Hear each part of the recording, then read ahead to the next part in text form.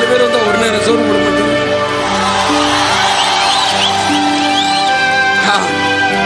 அதுலயே நம்மளோட போதும் முடிச்சிடும். காசு காசு காசு நடப்புவங்க. நீங்க உங்க காசு என்னையா கோடி கோடியா சேர்த்து வச்சு எங்கயா கொண்டு போக?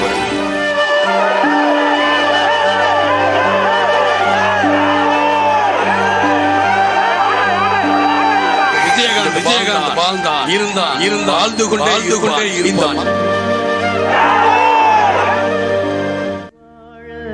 மறைந்த கேப்டன் விஜயகாந்த் தொடர்பாக அவருடைய நண்பரும் திரையுலகை சார்ந்தவருமான தியாகு பகிர்ந்து கொண்ட முக்கியமான தகவல்களை நாம் கேட்டோம். தற்போது விஜயகாந்தனுடைய உடல் தேமுதிக தலைமை அலுவலகத்திற்கு கொண்டு வரப்பட்டுக் கொண்டிருக்கிறது. அந்த நேரலை காட்சிகளையும் நாம் பார்த்துக் கொண்டிருக்கிறோம்.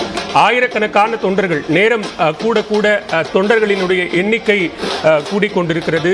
கண்ணீர் வெள்ளத்தில் தற்போது இந்த ஊர்வலம், இறுதி ஊர்வலம் நடப்பது போல கிட்டத்தட்ட இல்லத்திலிருந்து கட்சியினுடைய தலைமை அலுவலகத்திற்கு அவருடைய உடலானது எடுத்து வரப்படுகிறது. அதே நேரத்தில் தேமுதிக தலைமை அலுவலகத்தில் இறுதி அஞ்சலிக்காக அவர் உடல் வைப்பதற்கான ஏற்பாடுகளும் நடைபெற்றுக் கொண்டிருக்கிறது. அங்கு ஏராளமான திரையுலகை சார்ந்த பிரபலங்கள், அரசியல் கட்சியை சார்ந்தவர்கள், தேமுதிகவினுடைய மூத்த முக்கிய நிர்வாகிகள் என பலரும் அங்கே வருகை தந்து கொண்டிருக்கிறார்கள்.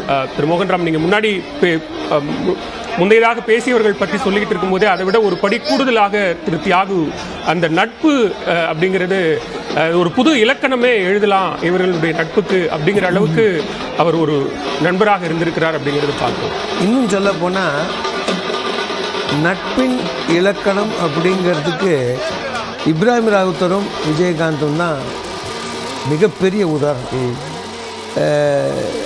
நான் சமீபத்தில் ஒரு படம் பண்ணிகிட்ருக்கும் பொழுது என் கூட கேரவேனில் இருந்தவர் இயக்குனரும் எழுத்தாளருமான லியாக்கத் அலி கான்.